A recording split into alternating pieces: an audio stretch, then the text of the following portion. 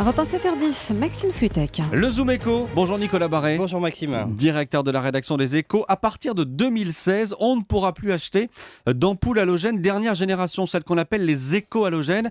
Il faudra passer à autre chose. 2 ans après l'interdiction des bonnes vieilles ampoules à filament, il va falloir encore tout changer, Nicolas. Oui, alors je sens une légère inquiétude. Ben oui, c'est comme ça. Ce sont les règles européennes. Et je peux vous dire, ça inquiète énormément les industriels du secteur qui parlent de milliers d'emplois menacés en Europe, y compris en France, au profit du Made in China. Alors de quoi il s'agit ? Quand les bonnes vieilles ampoules à filament ont été interdites après 100 ans de bons et loyaux services, la majorité des gens sont passés à ces ampoules dites éco-halogènes parce qu'elles ressemblent beaucoup aux anciennes. Du coup, les industriels ont restructuré les usines pour en fabriquer.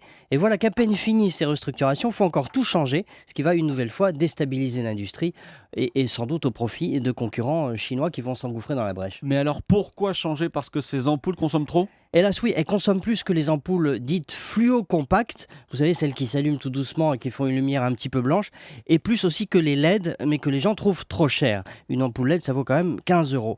Mais voilà, Bruxelles insiste, question de respect de l'environnement, les LED consomment 90% de moins que les ampoules classiques pour une durée de vie de 25 ans, vous voyez l'avantage.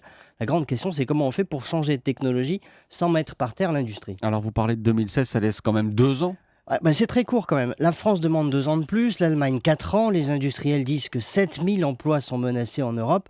Ça va être, je veux dire, un bon test pour la nouvelle Commission européenne. Soit elle persiste dans une optique écolo d'abord, ce qui serait à mon avis une grave erreur, soit elle tient compte de l'état de l'industrie et surtout elle préserve l'avenir de cette filière qui pourra ensuite exporter dans le monde entier.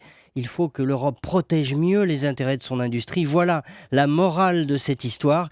Et ça vaut pour toute l'industrie, pas seulement pour les ampoules électriques. Laissez un peu de temps aux industriels. C'était le Zoom Éco de Nicolas Barret, comme tous les matins sur Europe 1. Merci Nicolas, à demain. À demain.